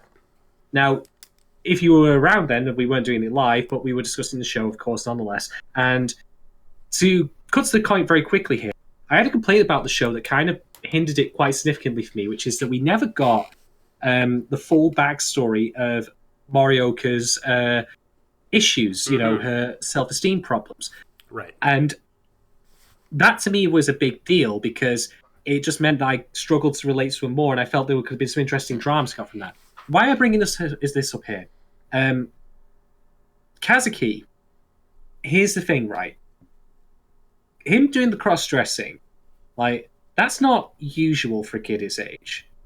Now, I'm not saying that's bad, that's just usual. I'm talking strictly in terms of occurrence here. And there are any number of reasons he could be doing it that we can read into and agree with. Like, I mean, I've heard people say, for example, that they see it as a trans thing. This could be him stepping into that world. Which I should stress, by the way, as a cis-het person, I am probably very, very unable to comment on, so take all of what I'm saying here as with a massive grain of salt. Or alternatively, it could be, as I've suggested, which is that it's his method of connecting with the idol, even if it is the idol he's trying to connect with in the first place, and so on and so forth. Mm-hmm. But what I'm very interested, what I'm going to be very interested to see as the show goes on, is how it explains this, his decisions, like, and why he does this to us. Not just because of the means in which it's going to convey it. Like, is he going to say it openly, or are we going to have to go through the Sarazanmai thing again to get more detail on his past? Because we've only seen the surface level of his issue here. We've only seen him doing it in the moment, not what led him to be that way. And what I want to see, or what I'm hoping to see as this goes on, is even if what happens is not objectively true, like, let's say he has a number of negative experiences that he misinterprets quite badly, I still want the show to go into that, area, because I think that, speaking for myself, there's a lot of bad things happen to people, like, over time, and you can interpret them badly, and that leads you to do, to feel badly about yourself. The show doesn't have to show us the objective truth of how he came to be the way he is, but I do want it to show us a version of those events. Mm-hmm. That's really all I want to say on it, but yeah. I'm very interested that it actually did this right at the beginning of the show, rather than having it be a revelation at the end. Because you think, like, it could have been done differently, where instead of it being a thing that they examine as time goes on, but rather we just get breadcrumb more and more hints as time goes on. Which is, by the way, one small camera trick I forgot to mention, which is when Persona 3 protagonist, Bakoto, whatever his fucking name is confronting Kazuki at the Kappa statue, and he says, "You know that chick, don't you?" This, by the way, is before we know he does cross-dress. There's a brief cut as he protests box, where he's keeping the costume. Box, yes, I noticed that too. Yeah. Mm-hmm. Yeah. Cut to box. Yeah. So, on the one hand, the show could have used this as a revelation further down the line, oh snap moment, in which we're breadcrumbed all that. But I'm actually thinking, is she hiding in the box? Boing! Just pops out. But I'm actually really appreciative of it doing this now because we're going to get the more interesting side of that, which is the why of how this came to be, and not the build-up to just simply revealing it. It's all well and good, having anticipation of a firework going on. Well, sometimes having it go off for a start and then having it go off for a long time afterwards is much more interesting, if you follow my meaning. Mm-hmm. Yeah. Okay. This will come back around to an earlier point you had, Shadon, but here's the thing I thought was kind of cool. And please tell me if I'm overreaching here. But do you remember let's see. Was it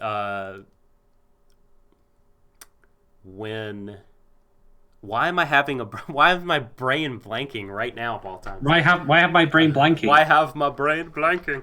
Oh dear. When Sarah, the idol, I just have to stop looking at chat. It keeps distracting me deeply. When Sarah sort of signs off with good Saraku, this is what I wanted to look at, is just like that word and kind of like unpack it, because we already talked about Sarah, right? And Tallulah Bell pointed out in chat it just means plate, or Deshou, and it's then we talked about it, how it's connected to Sarazanmai. So the word Sarah, the name of the idol, also is that indention on the top of the kappa head that they're supposed to keep filling up with water so that they can walk around, right? And we've got this show where an idol is saying your fortune is boxes. More boxes means more happiness. And the way Consumerism, right? And the way she signs off, right, is good Saraku. So like, keep filling yourself up. Keep pouring the water on, right? Keep filling your dish. Buy more shit. Yeah, and so I think I think specifically like that kind of like compulsively consumerist behavior is gonna be like a big kind of talking point in the show. Mm-hmm.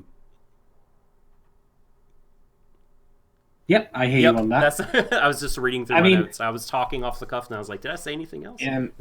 I mean, bear in mind, she's the only public figure we see in the first episode, apart from the police. But the only public authority, she's the one who's actually giving out the news later on when the Kappa statue is destroyed. So she has a big presence here for someone who is basically just Kazuna AI, or at least this show's version of it. So, yeah, we'll have to see how it pans out, but I think, overall, there's certainly a lot to think about here, even as someone who's just a bit as, naive as I am about the mythological elements and the overall implications of it. But, yeah, for it to lay all the cards it has done on the table now, particularly Kazuki's breakdown at the end, I'm super interested for the future of this show and what's going to come next. It's going to be a wild fucking ride, that's for sure. Well, I think Tallulah, so it's not just We All Hate Amazon. It's Ikuhara and they didn't deliver Land of the Lustrous 8 to me on time, Steve. Wait until next week. He's used boxes before, but they're never labeled. They're labeled according to the biggest shopping entity, right? And our desires, these things that are immaterial, really, are reduced to the material and put inside these Amazon boxes. They hide secret desires, but that label is not just, It's just the label. Yeah, it's not just the label. It means but it's also thing. It definitely means something, but what I'm saying is it hasn't been explored yet. Yeah, the boxes so far have just been about connections, I think. Well, not directly, but I think that not directly. Indirect have been about objects that help people establish connections. Indeed. But we've also said that, like, I wonder if connections as these characters understand them, like, are they what we mean by connections? Are they, like, I don't want to say better connections, but are they fuller? Like, how are they limited by, like, being kind of confined the way they are? I don't know. I don't think they're confined. We will find out. They're definitely confined in the case of Kazuki Mishima. Like, his connection kind of requires him to do something that makes him hate himself, but I don't think they're confined in any way for at least the nerdy kid. Well, I think, why can't he just talk to Kazuki if he, or assuming it is Kazuki? They will. But why does he have to buy a thing and give it to him to stage this? Why can't he just... They did say they will talk about it later. They do say it in the thing. They will talk. He just, probably misses him. Probably, wants to do something about it. I think it's like a kind of a fitness tracker or something. Well, it was ready before. I'm pretty sure it was related to the football thing. Got a Fitbit. Yeah, kind of a Fitbit. Yeah, but I think I do very much think the Capazon.jp is, well, apart from obviously being a poke at Amazon a little bit, I think it's at least a little bit on the level of McDino's or whatever you see in a lot of anime, where it's very clearly the real world restaurant, but it's just got a slightly thing like Pizza Shack, Pizza Hats. Yeah, I think the anonymity of the box is important too. Like, I think the Trickster was saying, like, the box, it can function on multiple levels, and Iku's Symbolism definitely does that a lot of the time. Yeah, and, like, definitely. I think someone, I forget who it was in chat, was saying, like, the boxes can also, you carry them everywhere, and they took it as, like, maybe this is your sort of secret online identity. You know what I mean? Like, you're anonymous, but, like, flimsily. You want to be connected, but you want to hide. Well, this is why I said too, the background characters, or rather the fact that the general public are just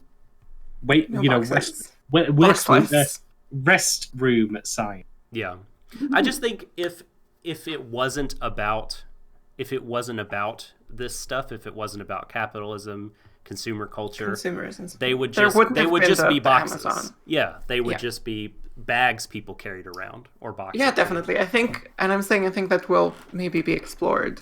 Yeah. I totally hear you. I think stay tuned, loyal viewer. There's definitely more to come, because this show does seem like also very direct compared to something like Revolutionary Girl Utena.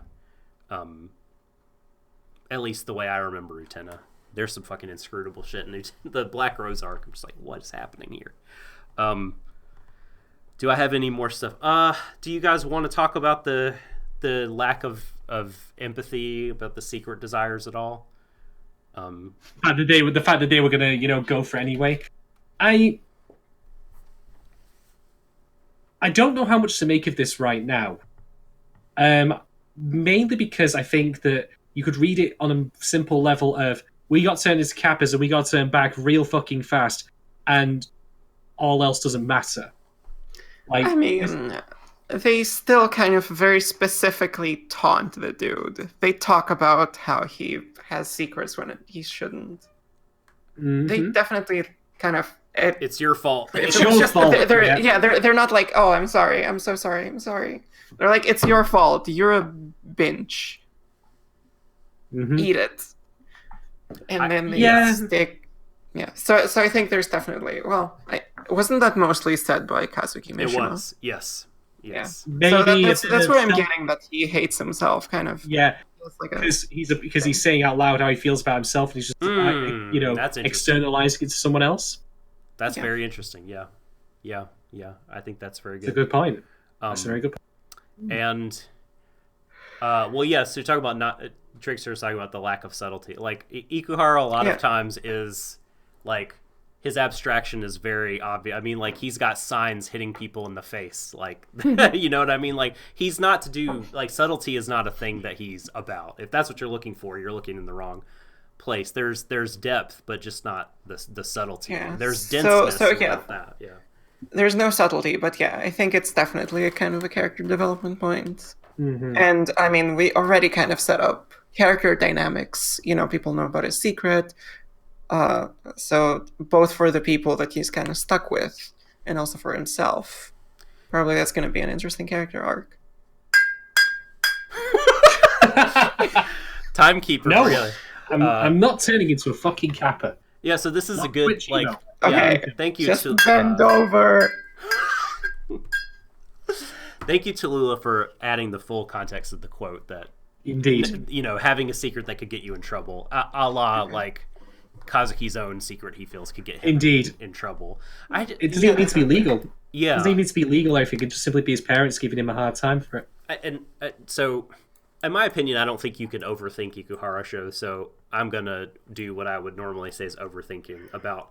I mean, the whole construct of the boys are Kappa and their desires that they don't want anyone to see. Like, everyone has secrets that they don't want people to see, whether or not they feel like it could get them in trouble. I mean, if toys is a gun, that's going to get them in trouble. They want to keep them private because they're these representations of these extremely like personal, deep-rooted psychological things, desires that they have. And I've once again drawn a blank. Motherfucker, what was I talking about? Okay. Is your memory being wiped by a frog? You know, not Exactly. a frog, sorry. I shouldn't call him a frog. Oops. Yes. Kepi continues to wipe the memory. Well, so, like, yeah, they have these things taken from them by people, zombies, that, whatever zombies are, like, I don't know, like, I'm a dead zombie, or at the end he was floating up saying, I'm a dead zombie. Like, so the construct, like, they're presented with is, like, well, you have to steal them back. They're stolen from you. It just feels like, man, does it really need to be competitive? Do they need to do this thing to other people that they had done to them to get back what they want, or to, like, realize their happiness or whatever? Because, like, I don't know, like, that was the way Toy was justifying it. Because they were, like, you know, he's just saying, look, we're just taking back what was stolen. That's it. But that's not really what they were doing. They were exposing the secret of this guy also. Like, they were causing this, like, doing this violence to him, this emotional violence to hide their own secrets. And that just feels like, I'm sorry, I just want to, like, I just think, if to me it just felt like saying something that I can't quite articulate yet about systemic violence and how systems will cause us to do this violence to each other for things we think are so justifiable. Go ahead, Ford. A few things. So I'm not quite sure what the connection between the zombies and the actual humans is, because you know, we see the person actually being alive. Yeah. And in prison, so I don't think he is the zombie. It might just be that, you know, when their desires are found out, they go to the zombies or something. So I don't think, like, they were actually kind of committing violence against the person itself. Maybe the zombie kind of gets the secrets, steals the identity or something. Maybe more Persona 5 style. So much Persona references. I don't So get many. any of these. It's applicable though. It's applicable though. Inaccessible, you know, stream. Yeah, clearly I do. Can we have a 10-hour prologue where we explain Personas 3 to 5? A translator's note. No, tell me how it's like Persona 5, because I'm not. Well, please you know, make that. they break into the palace, steal the person's, you know, treasure. Are you not saying like that the organ in the anus is not similar in that in concept? Oh no, that's yeah, sure, of course. We call it virginity. Just fucking treasure. So we're not 12, you know.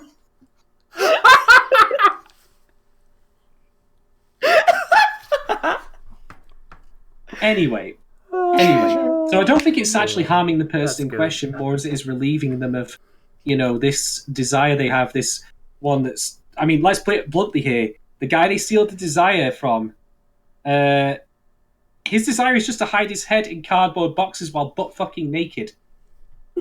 I wouldn't call that a good thing, if I'm quite honest. But we don't know the full context. Just like if you were like, well, this guy's desires to dress up like an idol and take pictures of himself. Like, I mean, I'm not saying you would make fun of it. I'm just saying, like, these things all are so personal and complicated. They require so much context to make not like reduce them to something that they're not, or something lesser than they are, I guess. So maybe there's a great reason he wants to lay naked and put his head up. I don't know. I don't know. But is that like? Thank you, Sulabel. That was yeah. I didn't even send that, if I'm quite honest. So kudos to you for that. Nice use of hyphen. Like, I've already made like 15 horny jokes this episode. I'm not gonna go over this one. Well, I'm going to move away from that rear end there and just talk about this instead very briefly, which is, you yourself, Doc, said to us off cast that you saw, what's the prince's name again? Kepi? Kepi. You saw Kepi as basically being analogous to Kyubey from Madoka Magica. Well, I was half jokingly throwing it out there, but I think it's super possible. I think it's very on the table that he is misleading them about everything. They didn't ask for this, to be fair, either. I mean, all they did was call him a frog, and I know that, like, gods and deities can get really uppity. Right. But, is he necessarily acting in their best interests here? We will find out on the next episode. Or the one after. One after that. One more question. What do you guys think was going on, like, when... Okay, we see Kazuki taking that selfie twice. The first time, it is just the drawing of Azuma Sera. The second time, we see it maybe through Toy's eyes. I don't know, but we see, or maybe through his own Kazuki's eyes, because it's his desire we're kind of mentally re-entering into. He looks just like Kazuki. Like, did you see like how different they look and why? Like, what's going on there? What? Go back and watch. Where Toy's breaking into the car and he's taking a selfie of himself. Well, his voice is different as well. It's a different voice actor, and the look is different. I think it's just the character design. I think it's basically so that it's like, now that we're kind of getting the context of who it is, it's easier to see. No. It's not the same. It's It's just her. It's the idol's character design the first time, and the second time it is the other. It's the other character design. I know. Yeah, I'm just saying, like, maybe. I think what that signifies is that, like, the dude kind of saw her at a glance. I see. And it's like, it's easy to mistake it, and now when you have the context that he is that. Yeah, I get. I get what you're saying. That makes sense. That makes a lot of sense, actually. Well, I thought the design that was being shown was just his alone, Kazuki's, to them. And the difference is, first time around, it's meant to imply how Tai sees him, like, basically thinking he is the idol entirely. Right. Whereas Kazuki, in the desire section, when we're getting it through the leak, as they call it, right, he's seen himself, and there's a disconnect between the performance that Toy sees and what he thinks he's putting out there. In the same way that you could be unconfident about how you sound over the phone. I mean, no doubt I sound differently to people now than I think I sound myself, perhaps. So maybe it's that kind of disconnect there. So every single episode, we're going to have a musical number, and they're going to take the Shirikodama and do the Sarazanmai, and we'll see that through the connection of the boys or whoever else they add into the circle, we're going to see their desire. That's so interesting. Like, I feel like that you could do some really big things by showing us scenes we've already seen from the anime, but just from the perspective of the person whose desire you're revealing. Here it's just to do this thing like Vorg talked about. Maybe in the next episode, like, we don't see that he's breaking into a car. We see a kind of slightly different narrative. Mm-hmm. Yeah, totally. Well, on top of that as well, like, this thing that they're seeing, like, the leak, like, it happens to all of them, but there's no consent on anyone's part. It's just kind of like an outpouring that is forced upon by the process of the Sarazanmai. So when, in that case, then, are we going to have them start confessing or talking about their inner issues and feelings openly without requiring that as a method of doing so? Well, That will be a bit small now. Pretty sure, a lot of this episode was kind of set up. So I think It's episode 1, of course it is. So I think the time that was kind of occupied by setup in this episode will be kind of, more character moments and stuff in the next episodes. Although, personal desires of the week and stuff. That's very Kuchiburanko, actually. Yes. And I'm eagerly anticipating more, what was it called? The Incredible Voyage, just up the butt. Because there's only coming our way. I'm just waiting for a character called Bando to show up and be a badass. Well, there are no beaches in this episode, so obviously that ain't happening. Bando! There are no beaches in the inner city. He ain't gonna show up. Listen, Kuchiburanko had a Bando. He played baseball. That's right. Baseball Bando. The other baseball Bando. The other, and the guy was like, Bando! And that was your day made then, regardless of what else happened in that show. Oh my god, yes. Okay, let's rate this this bad boy. Let's rate this episode. Man, we're not going to be short on things to use as comedic, measures here. I had to stretch it a little bit here and there for the Promised Neverland, but I'm not going to have any trouble. Yeah. All right. For me, as far as the first episode goes, what should the first episode accomplish? You have the 3-episode rule and all that, but some people, rightly, I would argue, think, fuck it, this first episode was gash and I ain't watching any more of it. Does it want me to watch the remainder of the show? Yes, absolutely. Was it something I'd never seen before and completely caught me by surprise? Yes, absolutely. I found I could make little quibbles here and there about accessibility. I think the pace was also a little too fast for my personal taste here, to where it didn't allow certain emotional beats to breathe as much as they should have done, such as with the revelation of the cross-dress. I feel like if they could just put a little bit more time to that, let that air out a little bit, that'd have been welcome. But the fact that it's going into this territory brazenly, confidently, but with empathy and sincerity, we didn't really talk about it such, but the framing of that scene is never meant to be at the expense of Kazuki. I can think of so many ways that you could have filmed or animated that where he was made the butt of the joke. Haha. So, all in all, I'm going to go and give this episode... I'm going to give it 4 out of 5 Kero out of 5. I think it's a damn fine start to a show. Your mileage will definitely vary. There's no me about it on this one. And I'm not saying also it's for everyone. That would be silly of me to say.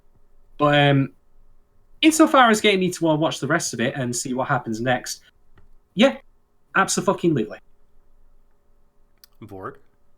Hey, so I'm gonna give this episode 4 frogs. No, please wait! Oh no, you did it 4 times over as well. You doubly, triply, quadruply fucked. Oh no. Oh, you've got to be pooped out so much. Quack. Or wait, they make different sounds. Your turn. I don't know what to say about this episode. Definitely an assault on my senses, because it's so many things, so many kind of weird cuts, so much very, very colorful, very fast paced, a lot of kind of information. I'm very interested to see where it goes. Quiero. Oh, I believe the sound is... Yes. You're going to order a fucking cowbell off Amazon Prime, aren't you?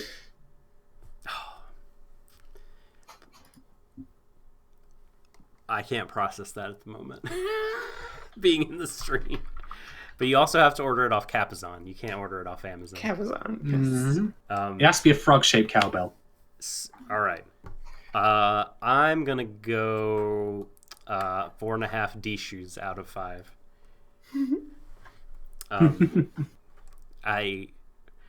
Brilliant for me. I loved it.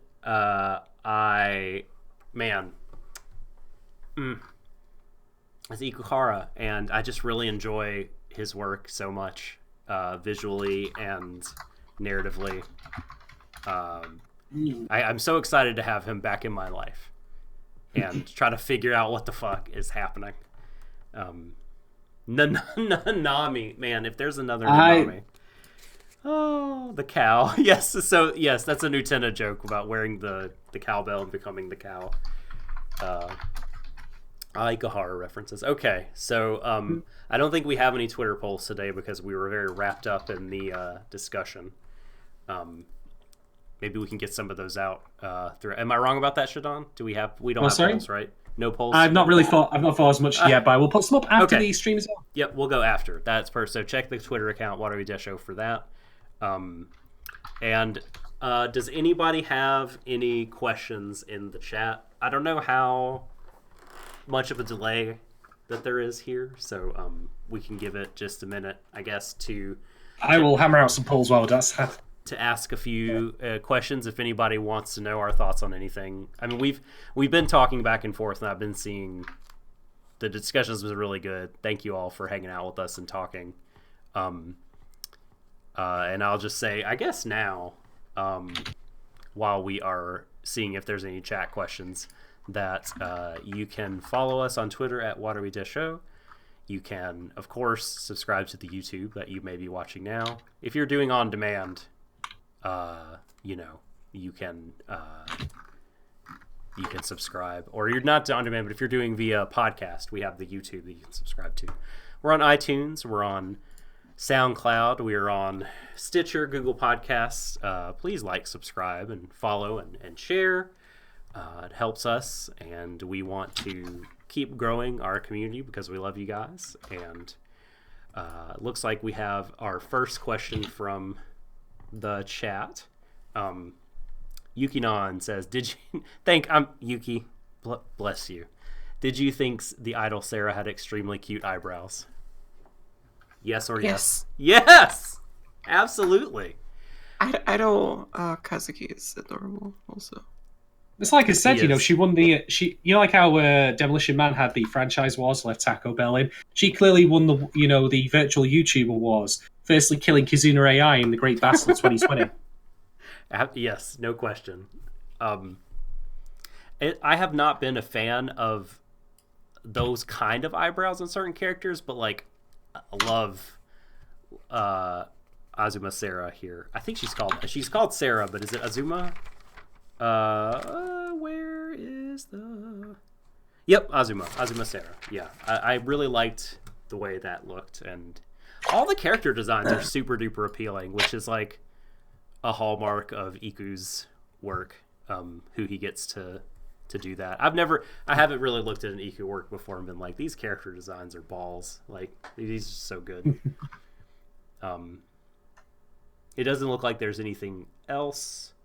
Just some good old Utena talk about Nanami, which if you haven't watched Revolutionary Girl Utena, highly recommend that you watch it. It is... He told me it's gay. It's the gayest. So you should watch it. I'm going to watch it one day. It is much longer than this will be. Like, this is going to be, I think, 11 episodes. Yorikuma was 11 or 12. Utena is 39 with a movie. And the movie... The movie's... Oh, what? Go ahead. Speaking of gay, I don't know if we explicitly said it, but the Glasses Kid is super gay for Kazuki Mishima, isn't he? Yes. We've been cool. What are they? The Golden Duo? Yeah. They're the Golden Duo, the Golden Lovers. Has some very interesting connotations. Don't go there, please. But I'm not gonna go there. Children. Think of the children. They are children. Yeah. It's funny. I am out. So there is a wrestling tag team called the Golden Lovers. They're broken up now, and they were in the storyline was that they were partners, and they had various moves like the golden triangle and such, but they also did a move where they both jumped off the top rope, either one after the other or at the same time. that they called the Golden Shower. Oh. Oh my god. Like, what are you doing? Oh, the announcers had to say it too, which is just great.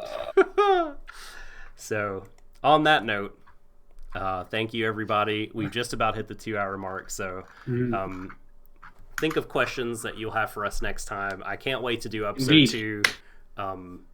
Love you all. Thanks for hanging out. You can see our Twitter handles under our picture. So if you want to talk more Sarazanmai or other things, please give us a shout out. Is there anything you folks want to plug before we get out of here? Nah, I'm good. I'm good. I'm keeping my cards to my chest at the moment as to what I'm going to be doing next. See me in Tekken. I play Tekken.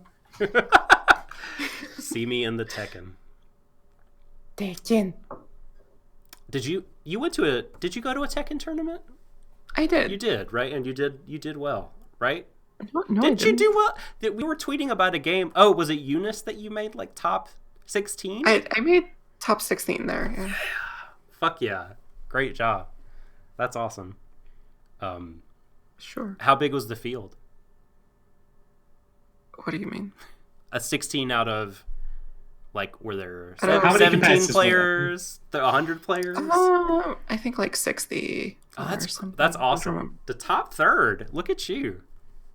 Hey. I sucked, but like I'm a lot better now. I think both Tekken and that game. So I'm gonna destroy you. Didn't drown in pools, indeed. Fucking winner. All right. I think that's going to do it for us. Thanks to everyone in chat once again. Indeed. Very happy Friday, Caro. Happy Friday.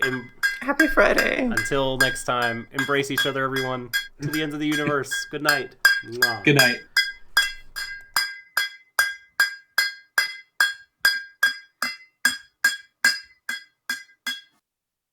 I'm coming for your ass.